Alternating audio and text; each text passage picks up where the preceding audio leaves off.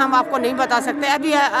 अभी से आपको क्या बताएं क्या हमारे मन में है। देखना है जोर कितना बाजुए कातिल में है। वीडियो में कही गई बातों का पूर्ण से कोई लेना देना नहीं है। वक्ता के निजी विचार हैं। हमारा मकसद आप तक हूबहू जनता की आवाज़ पहुंचाना है। अगर इस वीडियो को लेकर कोई विवाद होता है तो इसके लिए पूर्ण जिम्मेदार नहीं हो। हम एंटी नहीं है। यहाँ जो बैठा है वो देश का सच्चा भक्त है, अन्नदाता है, जो देश का पेट भरता है।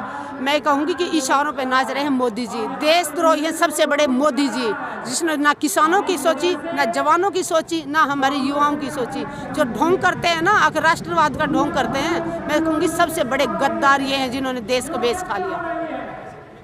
नहीं, सरकार रोकने की बात नहीं है। सरकार तो रोक ही रही ना। हम तो दिल्ली जा रहे थे, ये रास्ते बंद किसने किए हुए हैं? जो दिल्ली में बैठे लोगों को ये कहते हैं ना कि किसानों ने रोड बंद किए हुए हैं। मैं दिल्ली में बैठे लोगों से, जनता से बताना चाहती हूँ कि किसानों ने कोई रास्ते बंद नहीं कर रखे।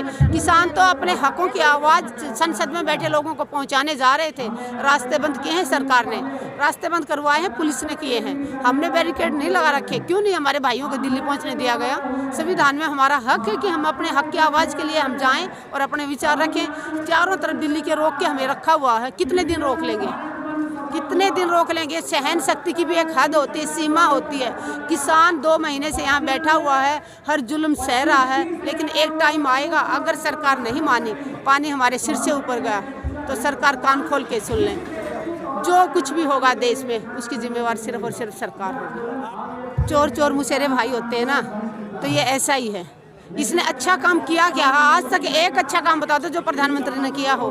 जाति के नाम पे इन्होंने लड़ाया, हिंदू मुस्लिम के नाम से इन्होंने लड़ाया। जहाँ हिंदू मुस्लिम नहीं होता ये वहाँ जाति के नाम से लड़ाते हैं। हरियाणा का खटारा कर दिया खट्टर साहब ने।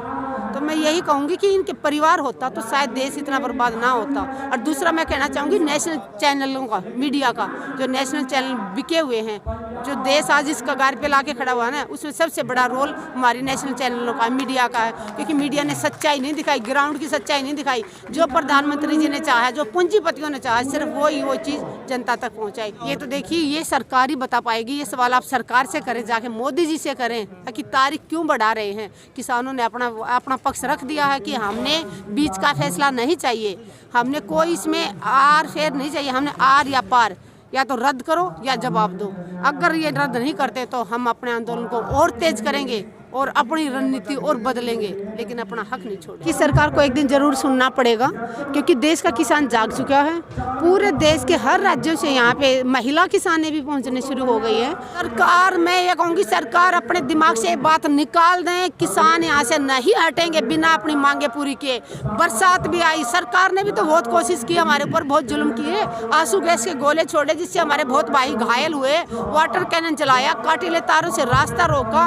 उसके ऊपर भगवान भी हमारे ऊपर, कभी बारिश हो रही है, तेज ठंडी हवाएं चल रही हैं, ओले भी गिरे, हमारे टेंट भी टूट गए, लेकिन हमारे हौसले नहीं टूटे और हमारे हौसले आज और भी ज़्यादा बुलंद होते जा रहे हैं। और जब तक हक नहीं मिलेगा हम यहाँ डटे रहेंगे और एक दिन अपना हक लेकर रहेंगे। नहीं, देखिए, सुप्रीम कोर्ट की बात, सरकार अंदर से तो हिली हुई है। सरकार को शायद शर्म लग रही है कि किसानों के आगे सरकार झुक गई।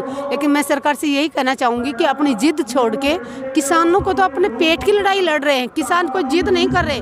किसान अपनी किसानी बचाने के लिए ये लड़ाई लड़ रहे हैं। तो जब तक किसान के पास खेत नहीं होगा तो किसान कहाँ से कहलाएगा? किसान के बच्चे अपनी पढ़ाई कैसे कर पाएंगे? कैसे वो आगे स्कूल भेज पाएंगे? किसानी पे ही तो वो निर्भर होता है। किसानी के कारण वो गाय भैंस को पालता है, दूध बिक्री करता है, घी बिक्री करता है, ताकि बच्चों की फीस दे पाए।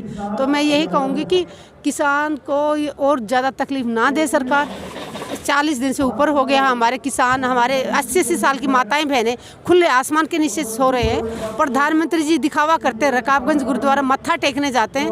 प्रधानमंत्री जी, वहां जाने से आपके पाप धुलने वाले नहीं हैं। आपने जो अत्याचार किया है, जो पाप कमाया ना, उसका अगर आपको पश्चाताप करना है तो जो माताएं बहनें सड़कों पर बैठी हुई है उनके चरणों में आके माफ़ी मांगिए और ये काले कानून आप वापस ले लीजिए। इस आंदोलन के लिए, काले कानून वापस कराने के लिए हमारे 40, मैं कहूँगी 60 के करीब हमारे शहीद हो के हमारे किसान भाई, तो उनकी कुर्बानी हम बेकार नहीं जाने देंगे। जितना भी टाइम लगे, अगर सरकार को और शहादत चाहिए, हम हर शहादत देने को तैयार हैं, लेकिन अब पीछे नहीं हटेंगे।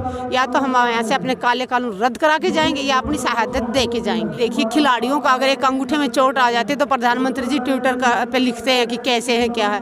किसी नाचने वाली का छज्जा टूट जाता है तो ये दुख जताते कि एक महिला के घर टूट गया। यहाँ पर हमारे 60 घर उजड़ गए, जिनके घर में एक कमाने वाला था, कई माँ के एक बेटा था। उन माँ पे क्या बीतती होगी जिस बेटा आंदोलन में अपना हक मांगने गया हो और हक ना लेकर उसकी डेड बॉडी घर जाती है। बट ये क्या जाने, इनके घरों में तो बच्चे हैं नहीं, इनके तो माँ बेटियां हैं नहीं। काश इनके घरों में एक एक बच्चा होता, ना खट्टर के हैं ना मोदी के हैं। तो अगर इनके घर में बच्चे नहीं तो ये दूसरों की तकलीफ नहीं समझ सकते। जो बाप अपने कंधों से अपने बच्चे की अर्थी को कंधा देता है, उस बाप पे क्या बीतेगी मोदी जी जान सकते हैं कभी? सिर्फ और सिर्फ दिखावा करते हैं बेटी बचाओ बेटी पढ़ाओ का। हम भी तो किसी की बेटियां हैं जो हम यहाँ 2 महीने से यहाँ बैठे हुए हैं। हम भी अपने भाइयों के साथ हमने भूख हड़ताल शुरू की है। हम हर तकलीफ सहने को तैयार हैं। जो हमारे भाइयों को जो तकलीफें होंगी हम उसका हिस्सा बनने को तैयार हैं। बट अपने खेत नहीं बिकने देंगे प्रधानमंत्री जी। प्रधानमंत्री जी ने जो साजिश रची थी कि पूंजीपतियों के हाथ में पूरे देश की बागडोर सौंपना चाहते हैं। किसानों की उन्होंने सोचा था कि किसानी इनसे छीन ली जाए, सस्ते मजदूर उद्योगपतियों के लिए लाना चाहते हैं प्रधानमंत्री जी। मेरे को ये दुख हो रहा कहते हुए कि हमने हमारे देश का एक इतना कायर प्रधानमंत्री चुना जो पूंजीपतियों के इशारों की कठपुतली बना हुआ है। धिक्कार ऐसे प्रधानमंत्री पे जिन्होंने अपना पूरा देश बेच दिया सिर्फ अपने पूंजीपतियों के इशारे पे। इन्होंने वादा किया था किसानों से 2014 में कि पहली कलम से कर्जा माफ करूंगा। एक कहावत है कि प्राण जाए वचन ना जाए। प्रधानमंत्री जी के सारे वचन झूठे हुए। तो आज इनकी बात पे हम भरोसा उठ गया जनता का। प्रधानमंत्री जी जो बोलते हैं ना, हम सोचते कि झूठ ही बोल रहे हैं। वो कभी सच भी बोलेंगे ना तब भी देश की जनता यही कहेगी कि ये तो झूठा है। आज तक के सबसे झूठ बोलने वाले प्रधानमंत्री नरेंद्र मोदी जी हैं। और उन्होंने जितने वादे किए थे ना उन्होंने कर्जा माफ किया, स्वामीनाथन रिपोर्ट लागू करने की बात की थी वो लागू नहीं की। हर साल 2 करोड़ नौकरियां देने का वादा किया था युवाओं को, नौकरियां तो नहीं दी, उल्टा बेरोजगारी कर दी, नौकरियां छीन ली गई हमारे भाइयों से। और फिर कहते हैं कि हमारा देश विकास कर रहा है। धिक्कार है ऐसे लोगों पे। और मोदी जी को मैं कहना चाहूँगी प्रधानमंत्री जी, ये देश आपके बाप का नहीं है जो आप जिसको चाहो 2-4 लोगों के हाथों में इसकी बागडोर सौंप दोगे। ये देश हमारा सबका है। हमारे पूर्वजों ने इस देश को आज़ाद कराने के लिए अपना खून बहाया है। हर रोज बॉर्डर पे हमारे भाई शहीद हो रहे हैं और पिछले 40 दिन से हर रोज 1 या 2 डेड बॉडी हमारे किसान भाइयों की जा रहे हैं। इनकी शहादत हम बेकार नहीं जाने देंगे। जितनी तकलीफें देनी आपने दे ले, जितना जोर लगा ले प्रधानमंत्री जी, काले कानून हम रद्द करा के रहेंगे। और जो अंधभागा था उनके लिए कहना चाहूँगी, जाग रे किसान का मेरे जाग के दिखा, अपने और पराये को पहचान के दिखा।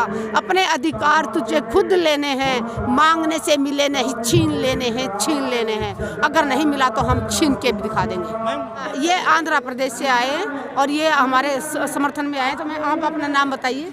मेरा नाम मंजुला है। हम आंध्र प्रदेश एपी है आया है यहाँ। मेरे घर में नहीं चलेंगे ना, वहाँ कोरोना है बोलेंगे नहीं, हम जाके हम मदद करेंगे उनको बोल के हम 12 नंबर आएंगे यहाँ आंध्र से, तेलंगाना से 12 नंबर आएगा। कितने लोग आए आप लोग? हम 24 नंबर आएंगे। 24 लेडीज आई है। क्या कहेंगे अभी कोरोना का जिस तरीके से कहीं ऐसा तो नहीं सरकार कुछ करने वाली हो जैसे कोरोना को लेकर के लॉकडाउन लगा क्या करेगी कोरोना? हम 40 दिन से यहाँ बैठे हैं, किसी के चेहरे पे मास्क देख रहे हैं। यहाँ लाखों की संख्या में किसान डटे हुए हैं। आज तक किसी किसान को कोरोना हुआ? मैं ये कहूँगी कि शायद ये कोरोना की भी एक साजिश है। कोरोना के नाम से देश का बहुत पैसा कमा लिया सरकार ने और वो पैसा देश के विकास में नहीं लगाएंगे। वो MLA MP को खरीदने के लिए इकट्ठा करती है सरकार। दूसरों की पार्टियों से MLA तोड़ के सरकार खरीदने के लिए पैसा इकट्ठा कर रही है, देश के विकास में नहीं लगा रही। हम राजनीति कर रहे हैं, ठीक है, मान लिया 1 मिनट के लिए राजनीति करें। आप MSP लागू क्यों नहीं किया प्रधानमंत्री जी ने? स्वामीनाथन रिपोर्ट लागू क्यों नहीं की?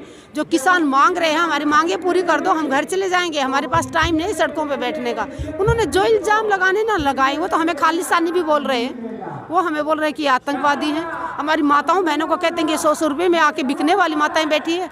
मैं कहूँगी जिसकी जैसी सोच होती है, जो खुद बिकते हैं ना पैसे में, उनको सब लोग बिकने वाले नजर आते हैं। तो उन्होंने जितने इल्जाम लगाने ने लगा ले। इस आंदोलन को इतना शिखर में पहुंचा हुआ है, जीत के बहुत करीब है। उनको जलन हो रही है कि लाखों की संख्या में किसान, और वो भी इतनी शांतिपूर्ण ढंग से बैठे हुए हैं, इतने अनुशासन में बैठे हुए हैं। तो सरकार अंदर से हिली हुई है। बहुत कोशिशें की उन्होंने, हर रोज नए नए हथकंडे अपना रही है। SYL का मुद्दा उठा के लाए बीच में। खट्टर साहब से कह कहना चाहूँगी कि अगर ज़मीन ही नहीं होगी तो खट्टर साहब पानी में क्या डूब के मरोगे। पहले हम अपनी ज़मीन बचाने की लड़ाई लड़ लें, पानी तो हमारे पंजाब के भाई वैसे ही दे देंगे। कंगना को उन्होंने खरीद के रखा हुआ है सरकार ने, सिर्फ वो बोलने वाला तोता बना के रखा हुआ है। अगर वो एक महिला होती, सच में दिल से महिला होती, तो अपनी माताओं बहनों पे जो माँ भागों का रूप है उनके ऊपर इतना बड़ा इल्ज़ाम लगाती हो। शर्म आनी चाहिए। अगर उसके अंदर इंसानियत बची है ना तो माताओं से माफ़ी मांगे जिन माताओं के ऊपर उसने ये इल्ज़ाम लगाया था। मैं उनके लिए ज़्यादा कुछ नहीं कहना चाहती। मैं यही कहूँगी कि जो जैसा होता है उसको दूसरी महिलाएं वैसे ही नज़र आती हैं। और यहाँ किसान की बेटियाँ बैठी हैं, किसान की माताएं बहनें बैठी हैं जो खून पसीने से एक एक अन्न पैदा करती हैं और देश की जनता का पेट भरती हैं। यहाँ बिकने वाली औरतें नहीं हैं। हाँ, अगर कंगना को चाहिए, मैं कहूँगी कि कंगना के मुँह मांगी हम पैसा देंगे। एक रात जो हमारी माताएं बहनें या सड़कों पर बैठ के जैसे गुजारा कर रही ना, 24 घंटे इन बहनों के साथ बैठ के तो दिखाए वो तकलीफ पता चले। हाँ तो ठीक है, मान लिया असली किसान है ना, तो कंगना एक रात इनके साथ बैठ के दिखाए ना। खबरों में बने रहने के लिए फोरम 4 को सब्सक्राइब करें और नोटिफिकेशन पाने के लिए बेल आइकन दबाएं।